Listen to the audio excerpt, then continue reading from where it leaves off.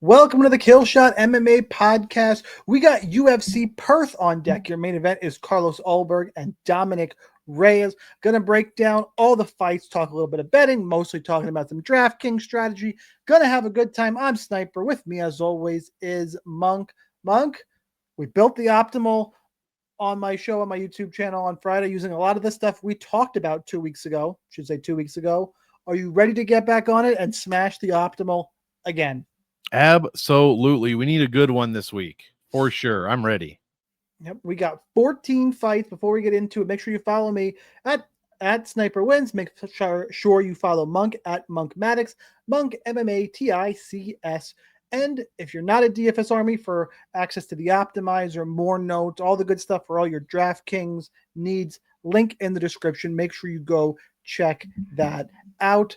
Now that we got the housekeeping out of the way, we victory lap our wins. Let's go ahead and let's just start at the bottom of this 14 fight card. By the way, lots of news. One of the Tafa brothers dropped out. Tom Nolan's got a new opponent, and a couple fights. They tried to keep Daniel Santos on this card and couldn't do it. He had two different opponents. So that's the quick news of the fight cancellations.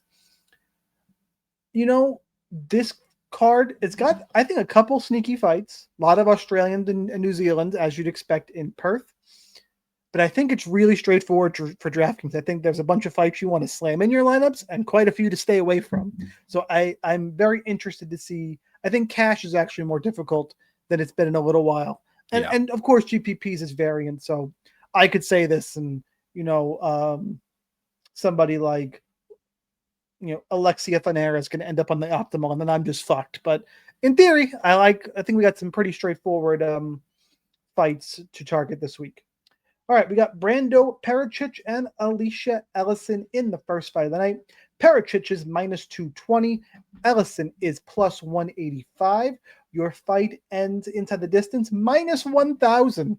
Under 1.5 rounds, minus 220. This, as I said, for DraftKings is a screaming, hey, play all of this fucking fight. Like, all of it. All of it, all of it, all of it. Pericic is 8,800. Ellison is 7,400. It is debutant against debutant. Pericic is the hometown fighter here, but his record is, and we've seen this a lot in Contender Series recently, and it's been a thing. His last two opponents were 0-0. We record these on Tuesday nights, and there's somebody fighting tonight on Contender Series she's a 5-0 Brazilian who's never fought someone who's won a fight. We saw last week, like it's concerning when this happens. That's my problem with Pericic. He looks pretty good. The wrestling seems like it's going to check out here. And his physicality, I'm not going to pick against him, but I think minus 220 is too wide. That being said, the winner here is going to score big, get overweight on both guys on DraftKings. In terms of the eye test for me, I do think Pericic is a little bit better, but Ellison's a live dog, overweight to both in terms of betting. Stay the fuck away from it. High variance fight, but I will pick Pericic. Monk, who you got? Yeah, I agree. Not too many stats on these guys. They both, You have zero stats on these guys. Yeah, Pericic has 5 fights and Ellison has 6. Pericic has fought 0-0 guys in the past 2. But Ellison's not much better. I mean, he fought 6-3 Brewster, but before that was 0-1, 1-1, 4-6, 3-7. So we're fighting some pretty low-level guys on both sides of the equation here. I agree, though. I like Pericic a little better, and we got another finish. Pericic a little bit better than Ellison, but yeah, I have no confidence there. But just what Sniper said, I agree. Huge GPP possibilities here. Get both sides in your lineup. Somebody should be getting finished in this one. All right, let's move on. We got 14 fights to talk about, guys. Try and keep these under an hour. So we're going to do our best. Michelle Montague and Luana Carolina. Montague is minus 212. Carolina plus 182. Fight goes to decision, minus 135. That's going to put Carolina in firm cash game consideration, but I will say there's a couple other underdogs that I like better for cash, and one that is just screaming, what the fuck is this line? So a little teaser there for you. Your DraftKings salaries for this one Montague is 9,000. Carolina 7,200. Montague has a little bit of hype coming over from PFL Bellator, trained out of ATT, which obviously is a world-class gym. I think there's a little bit of sneaky value here. I've never been high on Luana Carolina. Montague is going to want to wrestle in this fight. I think she can do it. I think she's better everywhere. We've seen fighters struggle making their UFC debuts. Hey, if you're just listening on the audio, I was able to mute myself before I sneezed. So that is a +1 for Sniper. That's a fucking podcaster's worst nightmare. I'm like, oh, here it comes. Yeah. I'm screwed. I do think Montague is just better everywhere. Carolina. How much Carolina am I going to play? I'll mix in a little bit. I'll probably be underweight. I think there's a few fighters up in this range that the odds are going to want to say don't have a lot to do with on DraftKings. Montague is one I'm going to get overweight to. I think this is a little bit of a mismatch. I think she is, she's early in her career. It's hard to say she's going to make a real run in this division, but I think she's going to cause some problems, and she's fighting at home. Sign me up for Montague in this one. Monk, how about for you? Yeah, I agree. I like the price at 9,000. And Carolina has 3 UFC losses. One of them was to Adriani da Silva, and she got subbed in less than 90 seconds. So that was fantastic. Since then, she's had 3, 6, 7 fights, and she's been taken down in every single one of them. And the 2 losses since then were to Joanne Wood and Molly McCann, both middling fighters. I like Joanne Wood, but didn't do great. She was hit or miss in the UFC, but they each took her down twice. They each outcontrolled her pretty significantly. And that's all Michelle Montague is going to have to do here. Carolina clearly struggles with the takedowns. Montague? See, I can't even say her fucking last name. I totally blanked out. I assume it was Montague. Shout out to oh, isn't that Shakespeare? I don't know. I have no idea. I just saw that and was thinking Montague and Capulet. Was this Romeo and Juliet? Yeah, that's what I was thinking of. So here's our Juliet on this side taking on Carolina, and yeah, she struggles with grapplers for sure. So I will have a little bit of Carolina, but probably not a ton. Definitely not in cash, because even when she wins, she scores like shit. And most importantly, in her 2 losses that I mentioned since 2021, she has put both Wood and McCann optimally, letting them score well over 100 points. So give me Montague via submission or just a ton of grappling. All right, let's move on. Let's talk Jamie Mullarkey and Rolando Bedoya. Mullarkey is let's pick him. Dre pick him -110 a piece. Number I don't think I agree with. Fight ends inside the distance, +120. It's -150. Sorry, -150 to go to decision. I'm not sure I agree with that number. In fact, I'm pretty positive I don't agree with that number. Your DraftKings salaries for this one. Mullarkey is 8,000, so a little bit cheaper. 8,200 for Bedoya. Look, both guys have struggled in the UFC recently. Let's just go look here. Mullarkey's lost 3 of his last 4. Lost to Mauricio Huffy. Lost to Nasrat Hakbaras. Lost to Muhammad Naimov. Those are some heavy hitter names. Those are not bad. Lost to Jalen Turner. He's beat Francisco Prado. I don't think that's a bad loss at all. Michael Johnson. Devontae, he's got his other UFC losses, by the way, from back in 2020. Brad Riddell, Faraz Ziem. Like, when he loses, he's losing to legit guys. Rolando Bedoya, on the other hand, is 0-3 in the UFC. And you know what? His losses, in fairness, not terrible either. Decision, Chaos Williams, Song Kanan, Jai Herbert.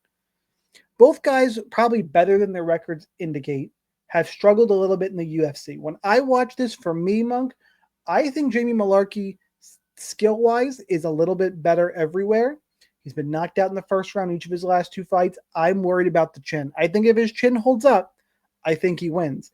And I think he could finish this fight, quite honestly. He finished Devontae Smith back in 2021, knocked out Kama Worthy. Like, it's not like he can't finish.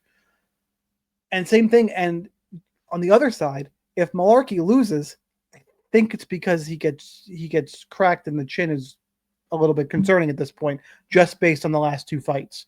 So skill for skill, though, I'm going to take Mullarkey. I have a hard time playing, even if I think the fight is going to finish, I probably just going to be about field, maybe a little bit over on both guys. Sorry, on Mullarkey and under on Bedoya, because there's other fights I really want to slam in, and the odds don't indicate this is one you're going to play a bunch of. I think I disagree with it here. So give me Mullarkey for the pick, and I think a little bit more sneaky than the odds would tell you.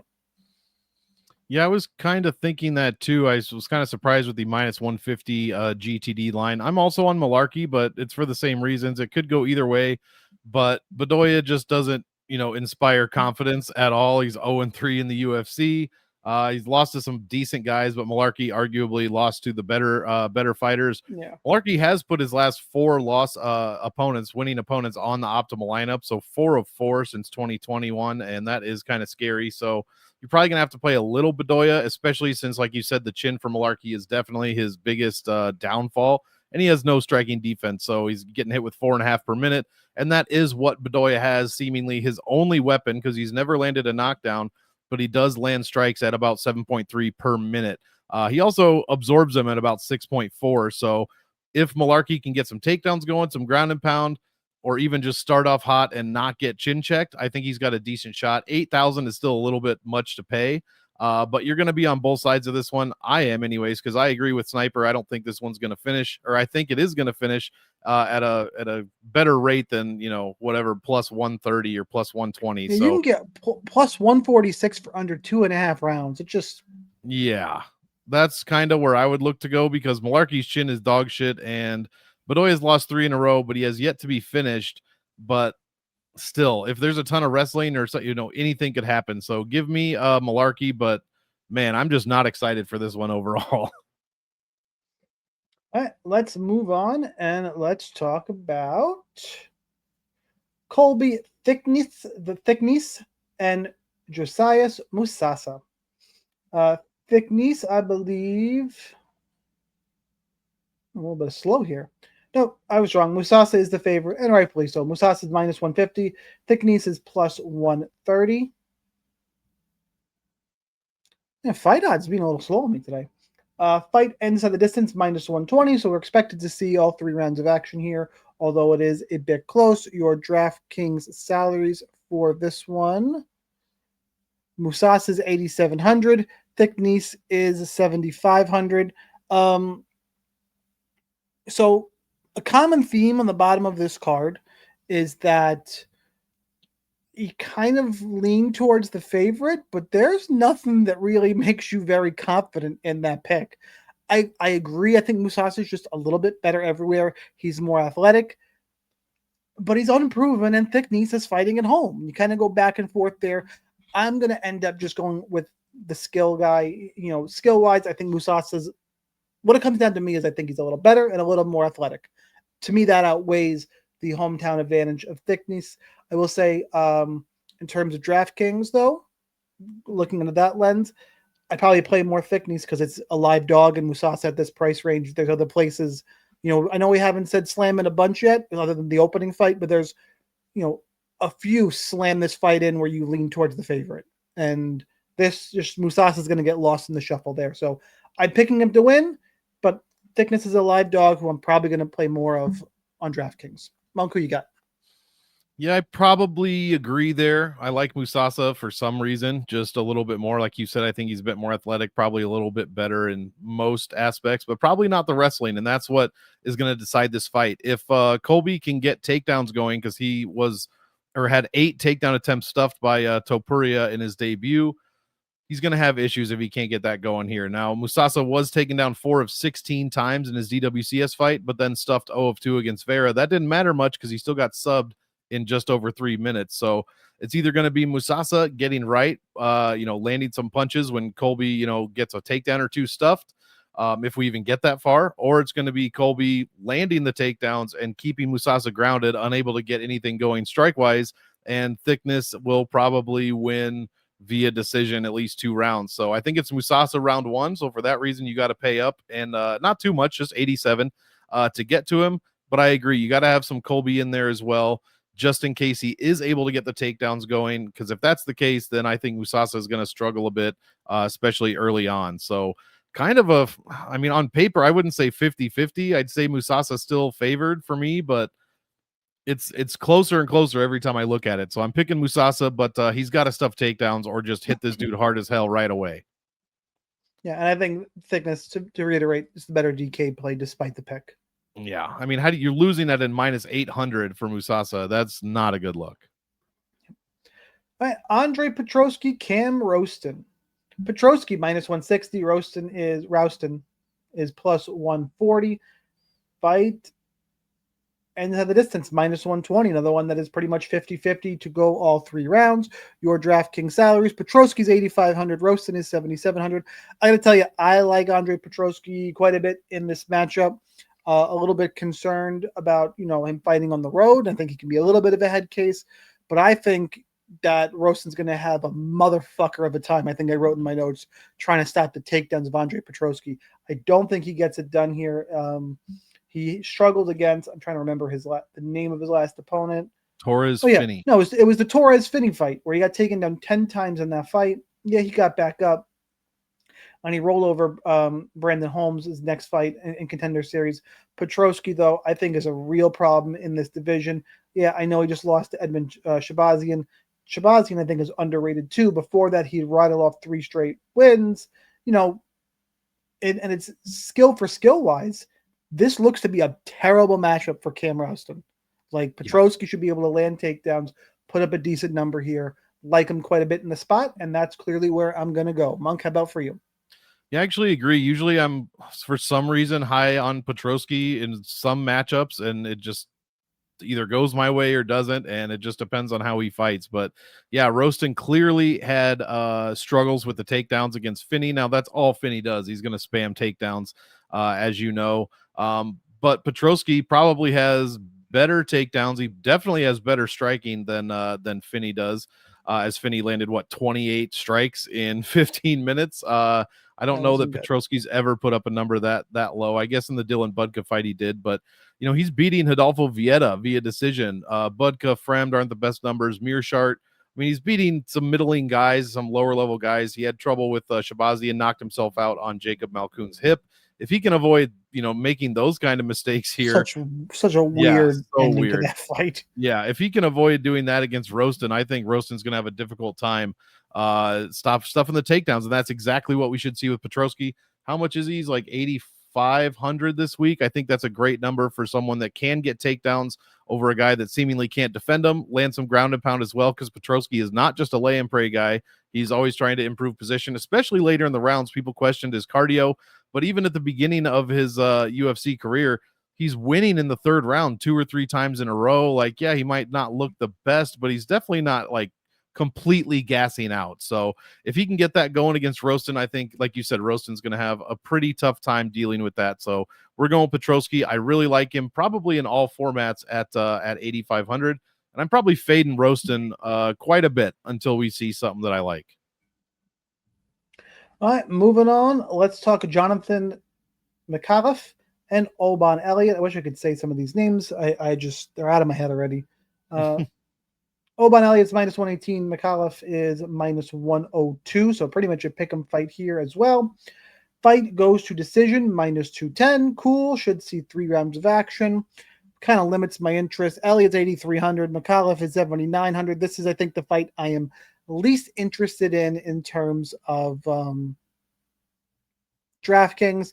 They really, even in the mid-range, Micallef can win if you stop the takedowns.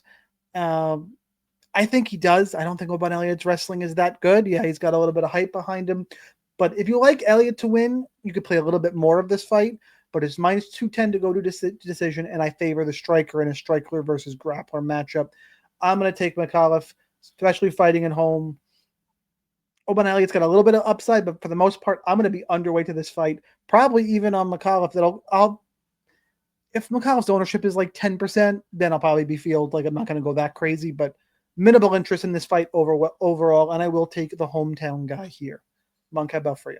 Yeah, we will disagree later, but we still agree up to this point. I like Micallef here. Cool. Oban Elliott just, man, I want to like him. I want to root for him. He seemingly talks like he has a style that should score well for DraftKings, but it rarely ever does. I think he put up a decent score against, Val Woodburn, and that was it. 62 against Parsons, 81 against Hafez, and then the performance against Seok-Yoon Ko was just, I mean, poor, for lack of a better word. He has yet to make the optimal lineup in any of his 3 wins. He just is very lackluster. Like, he doesn't get as many takedowns as he should. He doesn't get as much control time as he should. And Micallef brings constant pressure, it seems like. He has very good striking, lands 4.7 per minute. Has a bit of, a few takedowns of his own, and also controls about the same percentage of grappling time as Elliott, which is just over 50%. Both guys seemingly have good defenses. Like, Elliott has a decent striking defense, his takedown defense not so much. Both guys are sitting at about 50%, but I don't know that we're going to see a ton of that out of Micallef. He's just going to have to overwhelm with striking, kind of what he did against Kevin Jousset. 1 knockdown, 5.6 per minute, and that was about it. Just don't let Oban Elliott take you down, and you should have a good shot at paying off your slight underdog salary at 7,900. So I'm with you, not too excited about this one, but I think I'm going to have more Jonathan Micallef than I will Oban Elliott, just because he just has not looked great, man. I mean, he's a takedown guy, 0 attempts in 10 minutes over Hafez, 1 of 2 against Parsons. Like I said, the 3 of 5 against Woodburn was his best performance. Then he went 0 for 2 against Ko and did absolutely nothing. He landed 10 strikes in 15 minutes, and that's all he did. So I'm quite unimpressed with Oban Elliott here, so I got to take the underdog. All right, ready for my what the fuck moment of the fight? Here we go. Loma Lookboonmee, Alexia Thainara. Alexia Thainara is minus 235 to minus 250 on some books. I fucking don't understand. Not even a little. Plus 200 for Loma Lookboonmee. Over 2.5 rounds, minus 245. Fight goes to decision, minus 225. Even if you disagree with me that Loma should probably be favored in this fight, Alexia is 9,200. Loma 7,000. Alexia is 9,200. Fight goes to decision, minus 225. She's a fade. She's out. I'm not playing her. If she ends up on the optimal, well, I had a bad fucking day. Like, there's just, I'll cap her at, maybe I'll play 2% of 150. And that still seems pretty generous.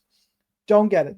Don't get it at all. Loma Lookboonmee is, to me, a cash game lock. We'll start there. It's like the first person in my cash game lineup is Loma Lookboonmee. Now, on top of that, why do I think we can even just kind of go back through the fights here? I think Alexia Thainara is just not as good as her record. Where is it here? There we go. All right. She's 1-0 in the UFC. She beat Molly McCann, who can't top takedowns. Like, just no. Before that, Rose Quang Chao on the Contender Series got 3 takedowns there. Pretty good performance. Loma Lookboonmee's got 73% takedown defense. She's got Estela Nunes trying to take her down. Elise Reed, Sam. She took down Sam Hughes 4 times. Like, look at her resume. She is what 1-3-1, 7-2 in the UFC, and Alexia Thainara, who's a relative newcomer with a win over Molly McCann, is going to be a favorite here. To me, Loma's got the way better striking and just has to stay upright. And she's fought fighters like this before. Could Alexia do it? I guess so, but plus 200 for Loma Lookboonmee, that seems way out of pocket. You want to tell me Thainara is, a young, hungry prospect and the grappling is going to be an issue here? Maybe, but minus 240? No. Don't. I'm not buying what you're selling there. And maybe I'll look silly, but I'm on Loma Lookboonmee, lock-in cash games. Even though she might score shit in GPP, she's viable because she's a dog I think is going to win at 7,000. Like, and she's not going to be high owned because she's an underdog, and this fight inside the distance is expected to go to decision. So I bet you I can play 20% Loma and be like double the field. Cool. Sign me up. I'm all about Loma Lookboonmee. Monk, are we disagreeing finally? Is this where we disagree? It is. I'm not going to pick Lookboonmee to win. I think it's going to be close, but she's fought grapplers before, that's true, but the level of grapplers has not been great. I mean, we're talking about Estela Nunes. Has she even won a fight in the UFC? Bruna Brazil, Elise Reed. Sam Hughes is by far her best win, and it's not even close. That was a very good fight. But if you look against Lupe Godinez, took her down 5 of 12 times, tons of control time, and got it done very easily there. Even yeah, that's exactly how Thainara fights. Angela Hill even took her down 1 of 4 times, out controlled her, and those 2 losses. Yeah, so anytime she gets taken down outside of Bruna Brazil, who I do not rate highly, even Jinyu Frey took her down, and she's a freaking striker, and that's it. Lookboonmee does not score well. The only reason I would ever play her is because of her very low salary this week. She's never made the optimal lineup. Her strength of schedule is almost as dog shit as Thainara's is as far as UFC records go. Oh, it is. She's in the 25th percentile. That's it. And she has 9 UFC fights. That is dog shit. Hughes is a great win, but she has a ton of losses. Frey, ton of losses.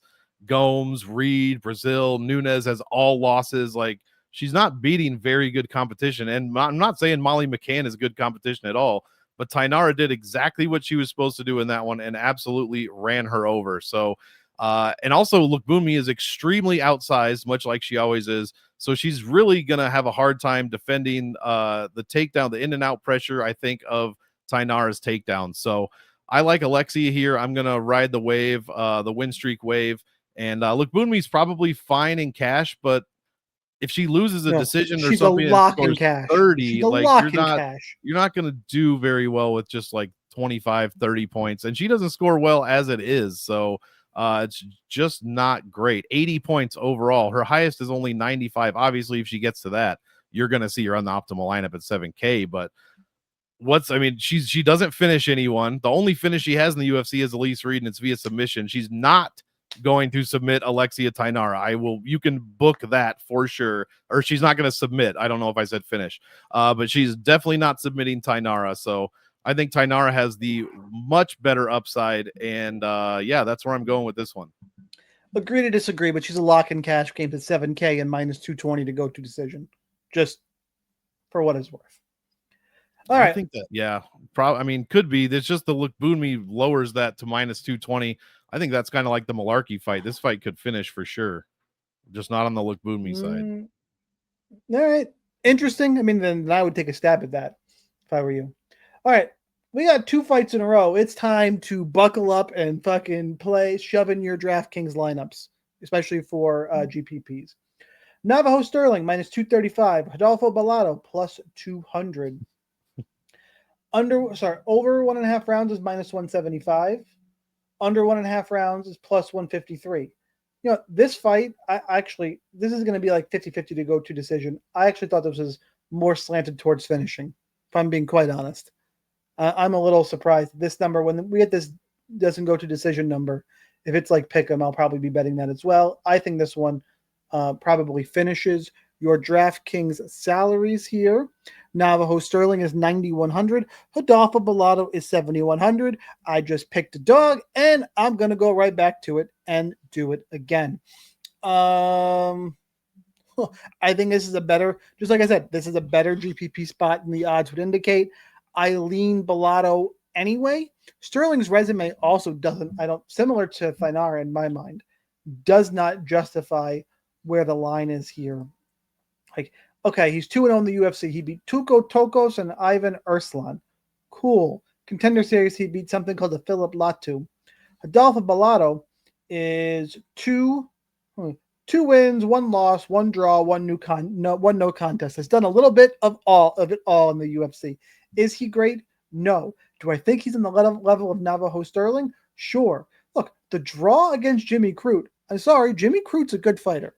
He just, his chin is a little bit questionable, but Rodolfo Bellato blew his load in that one, I believe, and that was the problem there. And then Vitor Petrino and Paul Craig, he got up kicked into fucking illegally kicked in the next century, which was, and then like kind of came out of it weird. That was all of it was weird.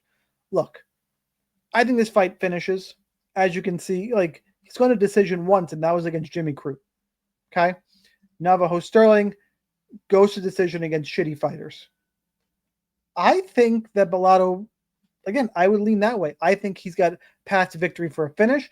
I think he carries more power in his hands. I think he's got submission potential.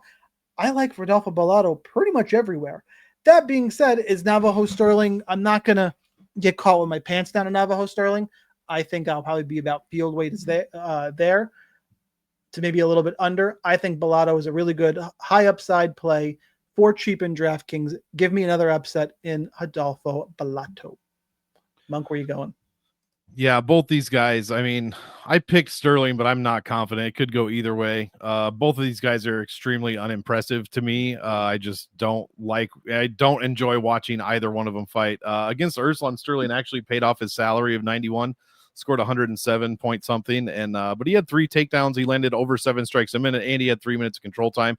Tried to give it away in the 3rd round, if you remember. Absolutely tried to give it away. And then Tokos, he was so gassed. He couldn't lift it. Yeah, it was real bad. And then against Tokos, I mean, he got taken down 3 of 9 times, out controlled.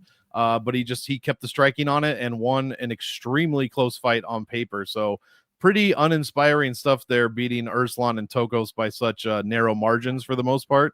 Tokos obviously more so, but and then Bellato, I mean, what this guy, he beats Talha on the DWCS. He beats Ihor Pateria. That's his one UFC win, is Ihor fucking Pateria. Like, draws to Jimmy Crute, yeah, it's a draw, but on paper, it's not even close. He got outstruck by over a strike a minute. He got knocked down.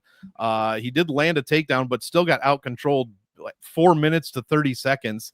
It doesn't make any sense how that was even a draw. I'd have to go back and watch. The Paul Craig one was hilarious. I don't know if that was the worst acting job of all time or the best, or if he was actually like hurt. It looked at first like I thought he was actually hurt and he came out of it, but the Johnny Walker like throwing himself around really calls things into question. Yeah.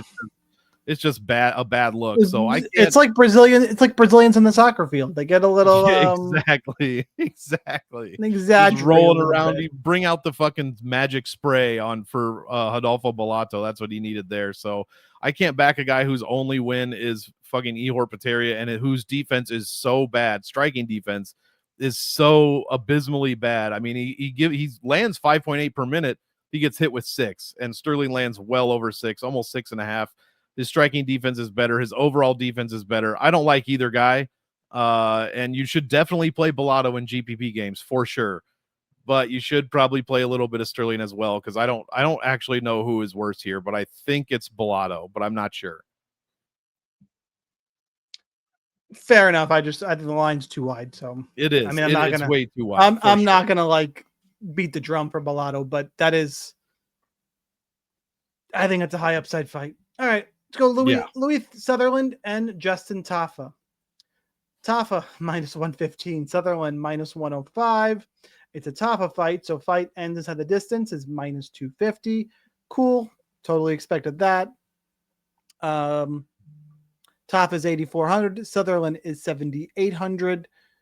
Look, it's this simple. I think I wrote this. Ready? Mid-price, Tafa brother, go overweight for GPP. It's that simple. They keep trying to find wins for the Tafa brothers. They keep failing. Louie Sutherland looks decent to me, and that's all it takes. I will be on Louie Sutherland. There's just no way.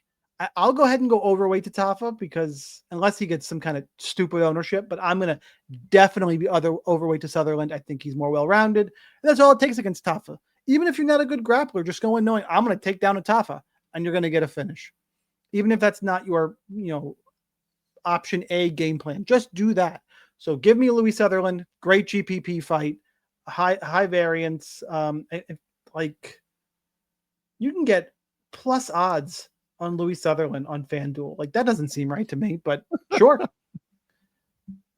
Who you got, Monk? Yeah, I agree. We're going with Louie Sutherland.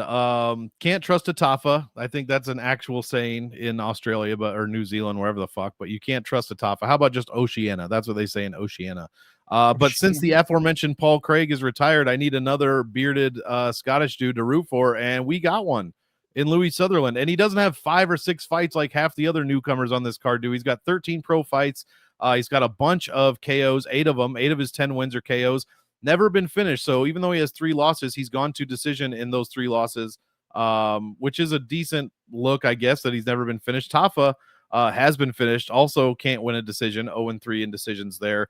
And it's pretty simple. Like you said, take down Tafa, just avoid the right hand for like 95 seconds, and that's it. And you've got the win. He has no defense whatsoever. He's got no takedowns, no control. It is very one-dimensional. He doesn't throw more than one shot at a time. And that's all you have to do. Just avoid the right hand and take him down and beat him up. He's not going to get up. Bowling balls cannot stand up. They don't have legs. So don't worry about that if you're Louie Sutherland. Get this to the ground and finish it in the first round. What are, I know you said it, salaries 84 and 78. It's a little more than I was hoping for, a wider line, but that just goes to tell you what everyone thinks about Justin Tafa, a UFC veteran going against a newcomer here. Not that big of a favorite for a reason. So give me Sutherland, and yeah, let's get it done. I think probably good in all formats, to be quite honest. Yep. I don't know if I go cash games. The floor is too low. That's probably true, because he could get caught. All it does take is one, but man, I kind of would like to do that. Just, I don't know why. I just want to. Let's go Tom Nolan, Charlie Campbell. Tom Nolan is -150. Campbell is +130. Fight ends inside the distance, -190. I'm actually a little surprised it's that high. I thought we would more likely, I thought it'd be more 50-50 here, but okay. Nolan's 8,600. Campbell is 7,600. Interesting. I think Campbell's a live dog, but I think Nolan is just, he looks a little better everywhere. I don't have a really strong take here. I'll follow the odds and I'll go a touch over on both guys because it's -190. I'm going to kind of trust the odds that way. Mostly because I think both guys are good. Both guys look pretty solid. Tom Nolan, is, let's do the math here, 3-1, wins over, Slava Claus, Alex Reyes, Victor Martinez, Charlie Campbell on the other side. The wins over Alex Reyes and Trevor Peek, not nearly as impressive. That's why I think Tom Nolan is better all around. There's something about Tom Nolan I just don't quite trust. And -190 to go to, like, it's one of those, I'm probably just going to play both guys a little bit overweight and move on. Gun to my head, though, I'll take Tom Nolan, but I can't call this one a confident pick for me. Monk, how about for you? Yeah, same. I put this as a 4-star fight rather because of the ITD line and because of -190 feels weird though, but I'm going to trust Vegas on it. It just doesn't feel right. It does. Tom Nolan's best win is probably his DWCS win over Bogdan Grad, in which he finished him in 1 minute and 23 seconds. The Borshev win is good because of the name value, but anyone and anything could take down Slava Claus, and this dude went 1 for 8 on takedowns, and he got out controlled by Slava Claus, Yeah, 3 minutes to 2. That is a big problem. The win over Alex Reyes for both guys doesn't mean shit to me. Actually, Campbell did what he should have done against Alex Reyes and finished him in the first round, where Tom Nolan went the entire 15 minutes with him. Shades of, Shara Magomedov just not finishing fights that he should finish. The Victor Martinez KO is what it is. The Trevor Peek win is probably the best win out of all of them. And the Chris Duncan loss is probably the better loss compared to Nicholas Mata, especially, based on recent events. That said, he got finished in less than 2 minutes. That's never a good look. But yeah, the Trevor Peek win, he did land 4 of 10 takedowns on him. So, stuffed a couple in the Duncan, stuffed a couple from Reyes. I don't think that Nolan's going to go for too many. He seems to go for takedowns against either guys that he thinks he can take down, but he's wrong. Slava Claus, Borshev. Or if he just gets tired and is not winning on the feet, he goes for takedowns. I think Campbell has decent enough takedown defense at over 71% to stop that. And he has the better overall all-around offense compared to Tom Nolan, who does have good striking, but that's where it stops for the most part. So give me Charlie Campbell. I think he's just a bit more well-rounded.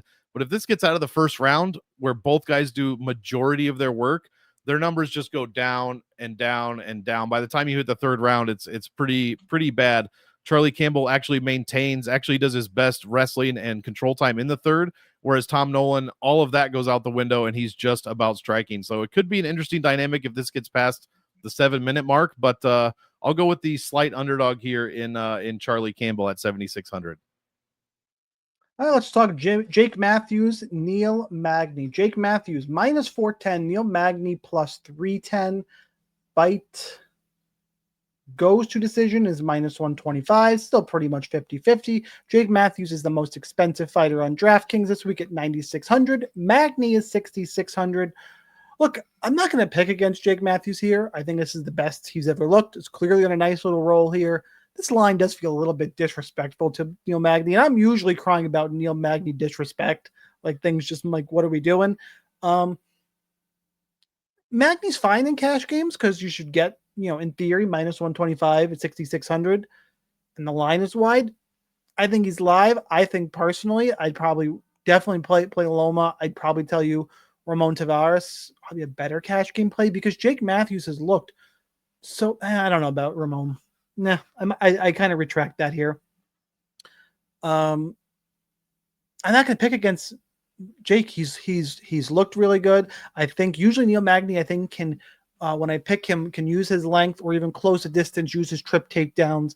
I think Jake Matthews is going to be way stronger than him. His clinch game has looked good. His striking has looked more dangerous than it has in a long time. Give me Jake Matthews.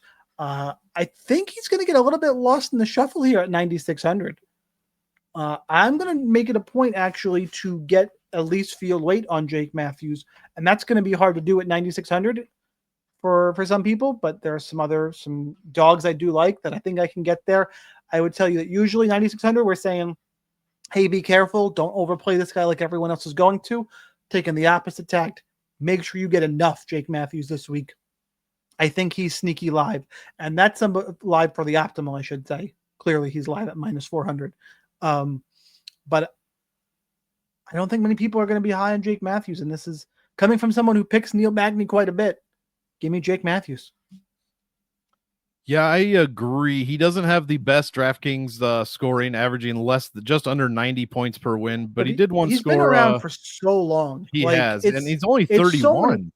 It's so many different fighters. Like, look how many fights a 31-year-old has. Like, he's been around 1, 2, 3, 4, 5, 10, 15, 22. 20, like 22, 23 fights. Like, fucking look out, Jim Miller. If Jake Matthews stays active, like, look out, Jim Miller. And he's looked I'll go back to the Darius Flowers fight. Yeah, he lost to Michael Morales. Michael Morales is a fucking killer in this division. And that was a competitive 3-round decision. And since then, he's beat Phil Rowe, beat Francisco Prado, and smoked Chidi and Jaquani. Like, different Jake Matthews. And I think Neil Magny's in the back end. Sorry, Monk, go ahead. No, I agree. I mean, he's 38 years old. He's only losing Magny to like Praches, Morales, Machado, Gary, Burns, Shavkat. Those 5 dudes were all title contenders or right there for the most part, or up and coming. So I don't fault him for any of those losses. He's a journeyman fighter. He has very good fights occasionally, like the Dos Santos fight.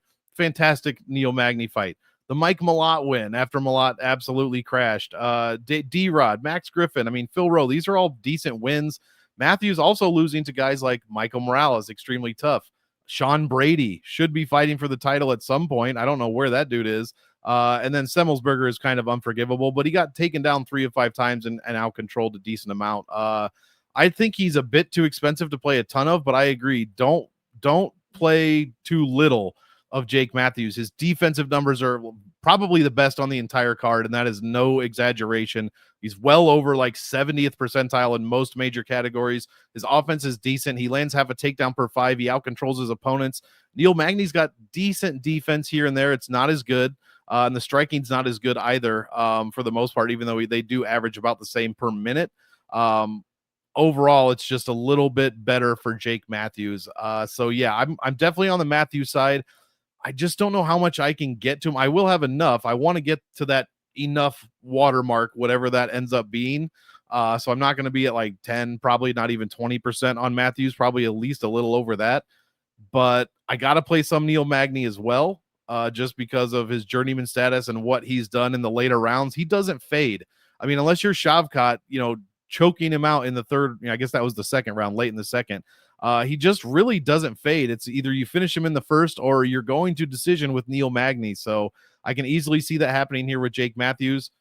He could score 90, but he could also finish the fight early and score 120. So I will have some of him. I'm picking him to win. Got to play some Neil Magny, though.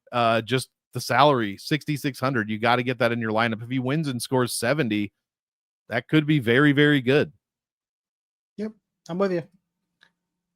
All right, let's take a look at, I believe the next fight should be Jimmy Crute and Ivan Erslan. Jimmy Crute, minus 173. Urslan is plus 148.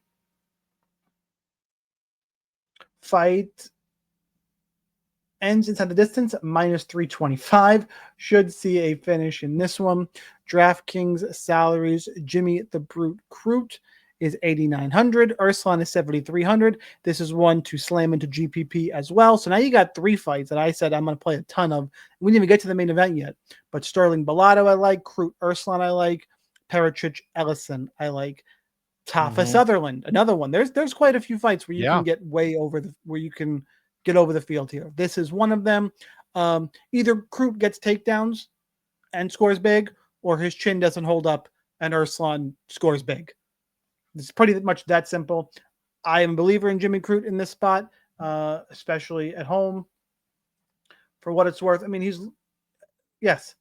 went through the stretch where he didn't win 5 straight fights, but he did have 2 draws in here. Menafield, get takedowns. It's the chin, guys. It's the chin when it goes. And the Anthony Smith one was that the leg numbing shit where he threw a kick and just hit that nerve and he fucking foot shut off. And then Jamal Hill was top of that division, right? Menafield draw where he got knocked down twice, 6 takedowns. Then Menafield got caught in the guillotine. The Bellato draw where he again showed his toughness, came on late, I believe. Or did I have that flipped? No, I think you're right. I think you're right. No. Bellato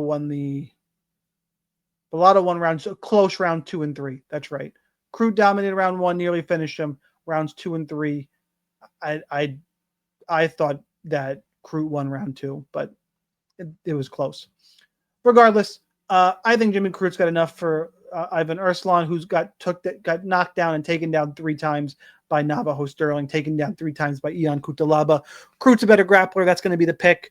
And if I'm wrong, it's because he got knocked out, and I'll be over on Urslan anyway. So great GPP fight. Give me Jimmy the Brute Crute.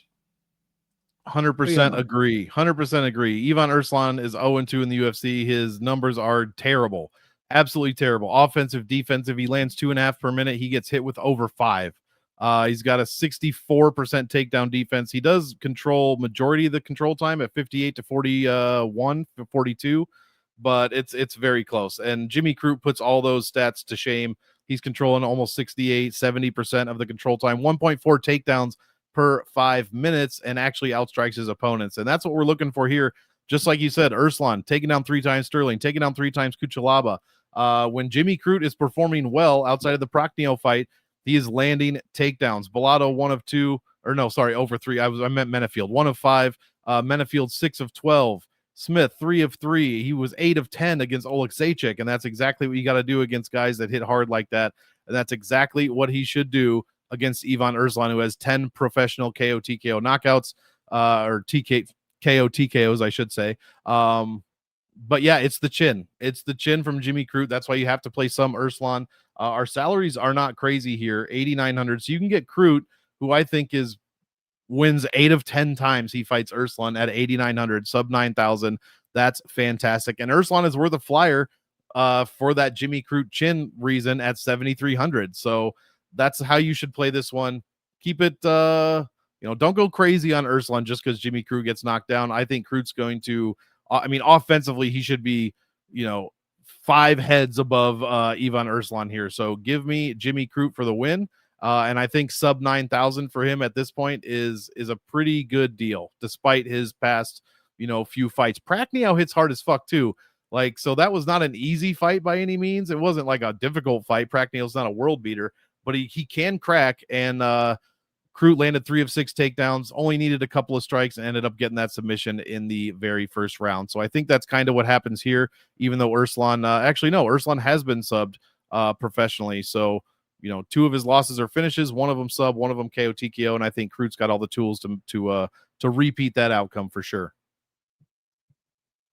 All right, let's go Jack Jenkins, Ramon Tavares. Jenkins minus 280, Tavares is plus 240. Fight goes to decision. Yep, minus 125, about 50-50. I take back what I said earlier, by the way. I think I would probably rather play, Neil Magny in cash because I think Jack Jenkins is pretty much head and shoulders above Tavares. I think Jenkins is cash game viable. I'm a little worried about the scoring here, but it's I'm likely underweight to both guys in terms of upside for GPP. I don't think there's a lot of upside here. If you look at the Jack Jenkins side, like he is 4-2 in the UFC. He finished Herbert Burns. Okay, that doesn't not doing a lot for me. And then his decision against Jamal Evers, Don Chaney's like he can mix it and he can do a little bit of everything. I think he's just better, but I don't know. At 9,400, I think there's better options here. I do think he's better than Ramon Tavares, who lost to Davy Grant last time out, got smoked, and split decision over Serhi Saidi, and lost to Cortavius Romius. Like, I'm going to go ahead or he beat Cortavius Romius, I should say. I think Jenkins is better everywhere. Fighting at home, I think it's a good spot for him. I just don't know about the DraftKings scoring on either side. Is the short version of this. Monk, who you got? Yeah, I agree. Jenkins is a tough one to play at 9,400 just because of what you said. He does not score the best. In fact, he's just averaging 95.71 per win.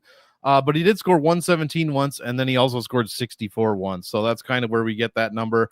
Tavares, I just don't put a lot of stock in this dude. So when Jenkins is lost, he gave up 4 of 7 takedowns to Santos, 1 of 1 to Chepe Mariscal.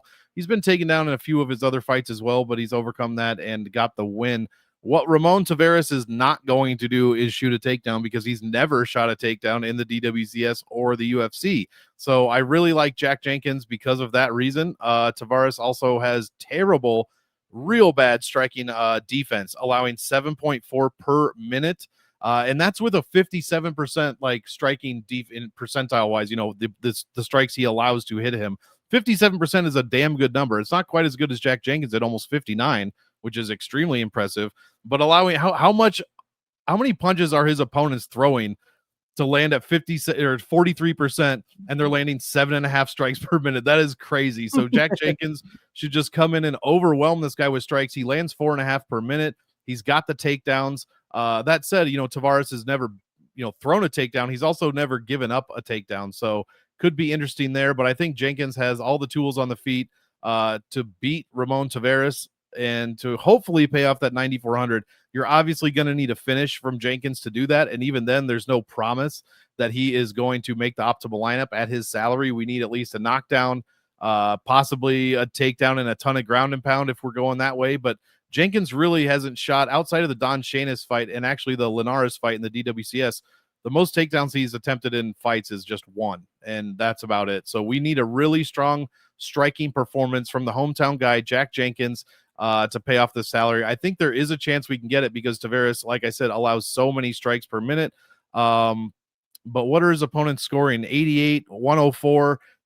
He doesn't have a that fight's over already. He does not have Cash that bet. Magomadov, my one bet of the night. That was like a 20-second fight. Cash the underdog. That was about a 20-second fight. I don't know why he was a dog. I have no idea. But the minimum amount that Tavares has given up is 88. So that's a good floor for Jack Jenkins. If he can get at least that at 9,400 plus a little bit more, we're looking okay, at least in cash. You obviously want 110, 115 in GPPs, but I think it's worth it. So give me Jack Jenkins. I won't jam him in a ton of lineups, but he will be I'll have a fair share of Jack Jenkins in GPPs. All right, let's move on. While I go to victory post my bet there. Carlos Ulberg, Dominic Reyes. It's main event time. Carlos Ulberg is minus 250. Reyes is plus 210. Fight ends inside the distance is minus 400, minus 150, under 2.5 rounds. Your DraftKings salaries. Ulberg is 9,300. Dominic Reyes is 6,900. Look, because of the way the odds are, and DraftKings do not play this do not stack this in cash games. It is not a stack fight. I'm going to go ahead and take Carlos Ulberg. Look, I've been a part of this Dominic Reyes comeback train in terms of we've cashed some bets on this show on Dominic Reyes. At least I have. Yeah, Like not Dustin me. Jacoby, Anthony Smith, Nikita Krylov, because everybody saw this 4 fights in a row. You know, it was John Jones, Jan Blachowicz, Yuri. Like those are 3 dangerous dudes, and he was cooked against Ryan Spann. He just had his chin was done. It was gone. He takes some time off. Looked really good against Jacoby, and then Anthony Smith, Nikita Krylov. I do think those were good matchups for him, right? So Carlos Ulberg, on the other hand, now he's back at the top of the division. Good for him. Feel good for him. I do. Carlos Ulberg is a fucking problem. He is on a 8-fight win streak. Was he super? Did he look super great against Jan Blachowicz and Volkan Ozdemir? No, the Volkan fight was actually a pretty fun fight, but his volume was low against Jan. But that's how Jan fights. I think this one is going to, the pace is going to be a little bit up. We have 5 rounds to work with. I do think he knows he needs a finish. I don't think Dominic Reyes' chin is going to be magically all the way recovered. And this is the hard, like, this is a motherfucker of a guy. I like Carlos Ulberg. I think he is going to be able to get a finish here. I don't think Dominic Reyes is going to be able to take him down. Give me Carlos Ulberg, the hometown fighter here, and the Dominic Reyes comeback train kind of teeters off. I will say, go ahead and play some Dominic Reyes because it's 5 rounds and he's 6,900. Like if he wins, he's going to be optimal. So this is one I do want to be over on both guys, but those other fights I listed before, I think are more of a priority. But I'm on Blackjack. Monk, how about for you? We agree about pretty much everything on the main event here. The Krylov fight, Smith fight were very good for him. Even the Jacoby win was fantastic, but all 3 of those fights, let's see. Krylov landed 4 strikes. Smith landed 21, but he's got no power left, and Jacoby landed only 6. Ulberg's going to land many, many more strikes than that. He's going to land many more strikes to the head, to the chin, of Dominic Reyes than those guys did. I mean, those were 2:24, 2 minutes, and then the one Anthony Smith almost went 10 minutes, and he only landed 21 strikes. So Ulberg did seemingly have low volume there, but it was still at 5 strikes a minute against Blachowicz. It was 6.5 against Ozdemir. Menefield, he smashed. Jung, he landed 5.5, 6 strikes a minute, 4, 12. Like, this dude throws punches for sure, and he's just getting better technically on the feet with every passing fight. So I really like the Ulberg side here. Now, that said, I've been completely wrong on Dominic Reyes, especially against in the Krylov fight. That was, holy shit. I still am eating crow from that one, but I've been completely off of him for at least Jacoby. I probably picked Jacoby to win. I don't know if I picked Smith to win, but I definitely picked Krylov. But he's looked decent. He's just not getting hit like he was before. So if we see that, that's what I'm interested to see. If Ulberg can connect with this dude's chin pretty well once, twice, 3 times, what is Reyes going to look like? So if he stays in there, you're going to want some Reyes in your lineups, especially like Sniper said at what, 6,900? Any win basically puts him optimal, especially when this fight is minus 400 ITD. You'd have to assume he would give Carlos Ulberg, I believe, his second finished loss of his career and only second loss of his career. So you got to play this one both sides, but I'll be much heavier on the Ulberg side just because I don't have anything against Reyes. I like the dude. I think he probably should have got the win. His career would look very different if he got that win over John Jones. 1,000%. Yeah, it would look very, very different. But maybe it would. Maybe he comes out and gets KO. I mean, I don't know who he fights after that, but maybe he gets KO'd. He probably has a rematch. Actually, it probably doesn't go well. But I just think Ulberg, man, I just think he's not going to land only 8 strikes on Reyes unless he finishes him with the 8th strike. So it's going to be a test for Reyes. I think this is his toughest test out of his last 3 wins, the Jacoby, Krylov, and Smith for sure. I mean, Ulberg is, if he wins this, he should be in line for at least an argument for a title fight. I don't know if it's official that we're getting a rematch, Ankalaev and Alex Pereira, but if we are, whoever wins that should probably be fighting Carlos Ulberg for the title. So if he wins this one, so give me Ulberg.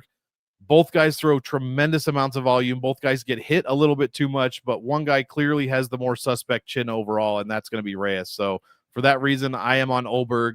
Definitely agree. Do not stack this fight. And if it does go to decision somehow, it could pay okay, but neither guy is going to land takedowns. You're going to need to see 200 strikes apiece from these guys, and I don't think Dominic Reyes can absorb 200 strikes, and we don't know that Carlos Oberg could absorb 200 strikes from a heavy striker. So don't do that. Put them in your GPPs, but I definitely do favor Black Jag here, just like you.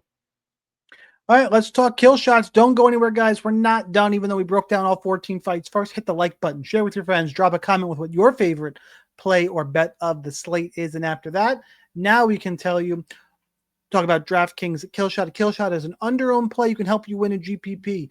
Can't talk about chalk, can't talk about main event. Something somewhat sneaky. Monk, I got mine teed up, ready to go. Rodolfo Bellato coming off of his being knocked out by an illegal kick by Paul Craig. I think he bounces back here. I don't understand the line in that fight against Navajo Stirling. I'm not a believer yet. I'm going to be all about both guys in that one, but Bellato is my kill shot. How about for you? Yeah, I saw yours and figured mine would be okay because I know that's a high variance fight. He is a huge underdog, Bellato, so obviously I think that's a very acceptable kill shot. I also went with an underdog and probably a high variance fight. Give me Charlie Campbell for the upset over Tom Nolan. I didn't see a ton of other ones. Like I could have picked Louie Sutherland, but that's a huge GPP fight, blah, blah, blah. That's not really a kill shot in my opinion. So I ended up going with Charlie Campbell to get it done over Tom Nolan and what could be an interesting fight. I think the backup there for me would have been Elisha Ellison. Yeah, probably. I was thinking that. I mean, Magny is a super reach. There's not really a lot of. It's not Urslan. It's not Carolina. It's not Thicknesse. It's not Rowston. I think we hit on the big ones. I think we're good. Jamie Mullarkey's too expensive. One more time, hit the like button if you're in DFS Army. Make sure you check out, and just anybody. Well, if you're in DFS Army, see you in the Discord. Ask questions. Read all the notes. Make sure you subscribe to my YouTube channel at Sniper Wins because we're going to do a cash game builder and a GPP builder show. We've had pretty good success. Make sure you check those out. And the DFS Army members, go ask questions. Let's talk it up in there. And more screenshots. All the NFL guys think they're having all the fun, but we have been crushing the MMA streets. It's been a nice little run. And I'm going to be up at a casino. I'm going to be at Foxwoods watching these fights. So I'm hoping for another a good afternoon, night. It's night, even though they're in Perth. It's a nighttime card. I was just gonna ask that. Those poor fuckers. It's gonna be weird ass times over there. But oh well, still good for us. So couldn't be us. For Monk, I'm Sniper. We'll see you guys for next week's card. Appreciate all the support, watches. Make sure you click like, and then we'll appreciate that as well. We'll see you next time. Good luck. See you at the top of the leaderboards.